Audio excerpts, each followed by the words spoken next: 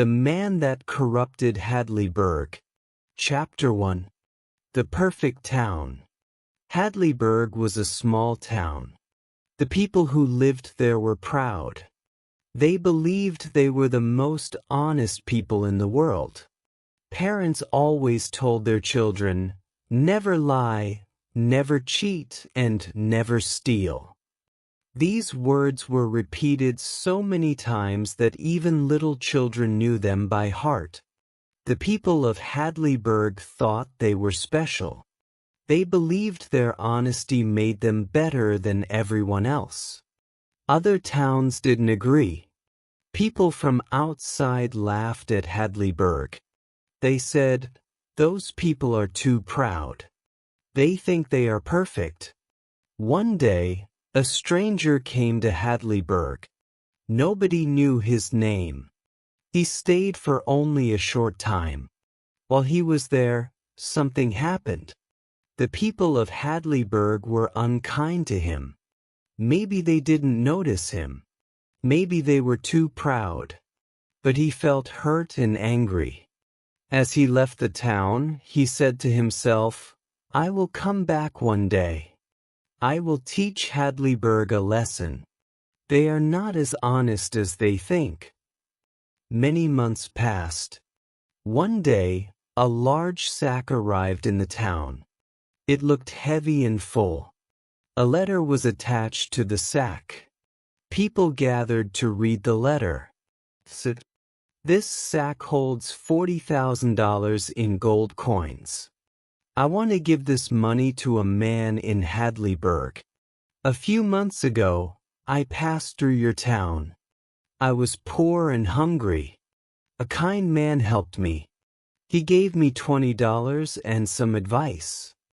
He wrote these words on a paper, "You are far from being a bad man. Go and reform." Those words changed my life. I am now a rich man. I want to thank the person who helped me. I don't remember his name, but he will remember those words. The town was surprised. Who was the kind man? Who would get the sack of gold? The people became excited. Everyone wanted to know who the hero was. They wanted to see him get his reward. The letter explained what to do. The man who gave the advice should write a letter to the town leaders. He must write the exact words he gave to the stranger. If the words matched, the gold would be his. People started guessing. "It must be Mr. Wilson," someone said. "No, maybe it was Mr. Bilson," said another. "I think I remember those words." But the truth was, no one remembered helping a poor stranger with those exact words. No one knew who had said them. The town leaders didn't know what to do.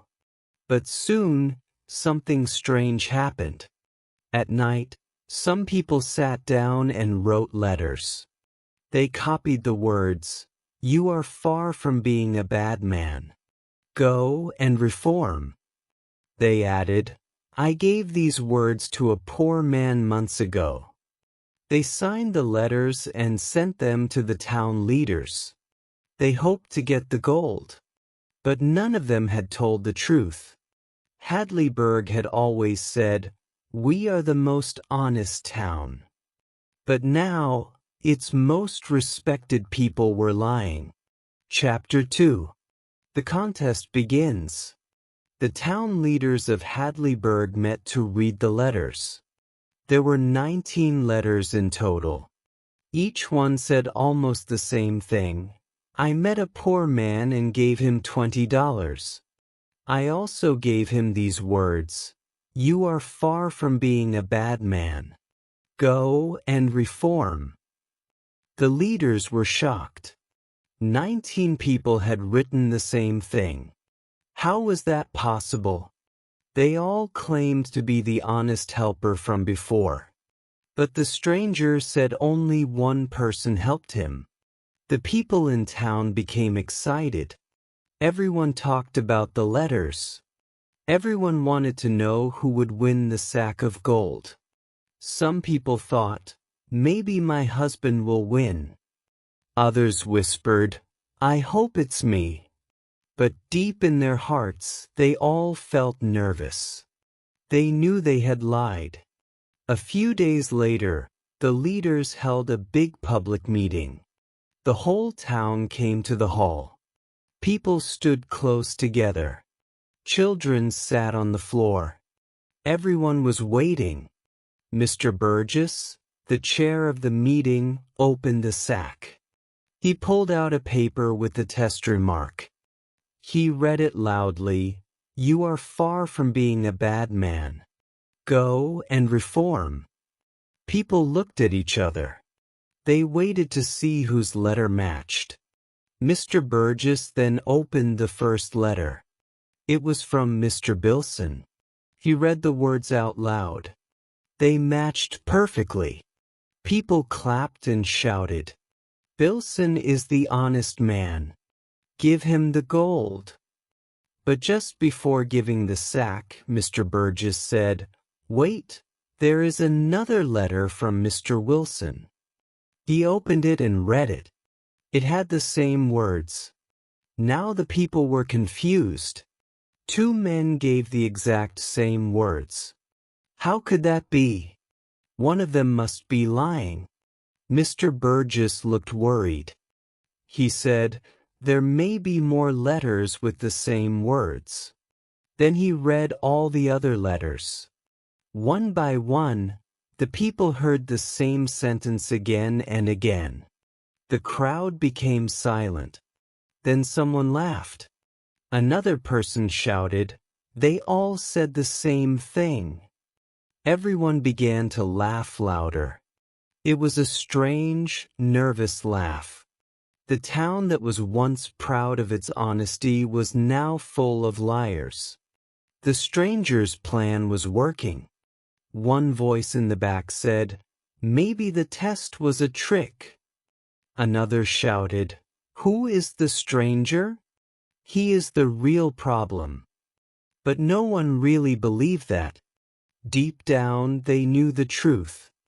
They had all tried to cheat. The gold had tempted them. Mr. Burgess then said, Let me read the final note from the stranger. He opened the paper and read, There was no helper. I was never given $20. The test was fake. I made it all up. I wanted to show that Hadleyburg is not really honest.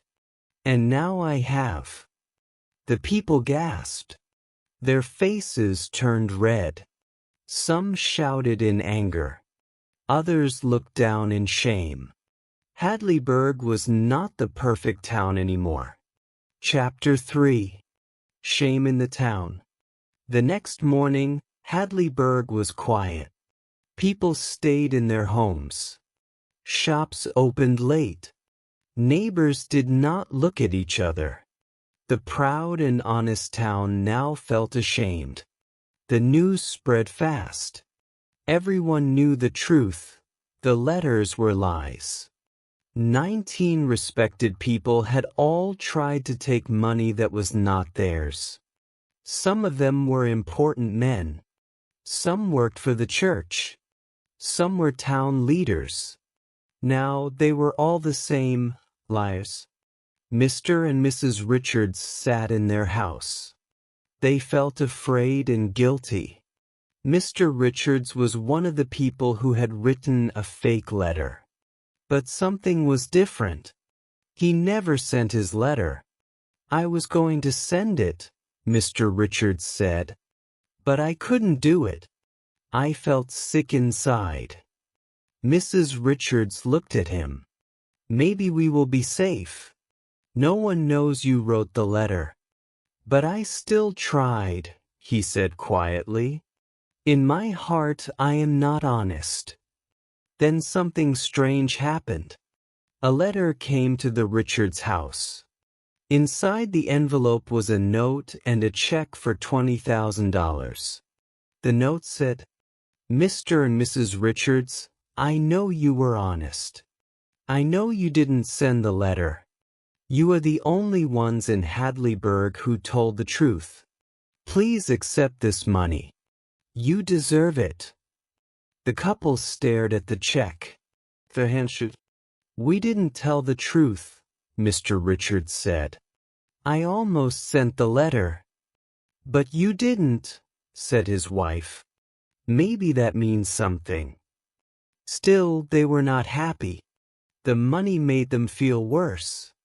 They felt dirty inside. Later that day, people in the town heard the news. "The Richards got the money," they said. Some were happy. At least someone honest wins. Others were angry. Why them? They are not better than us. Soon, reporters came to town. They wanted to hear the full story. They asked questions.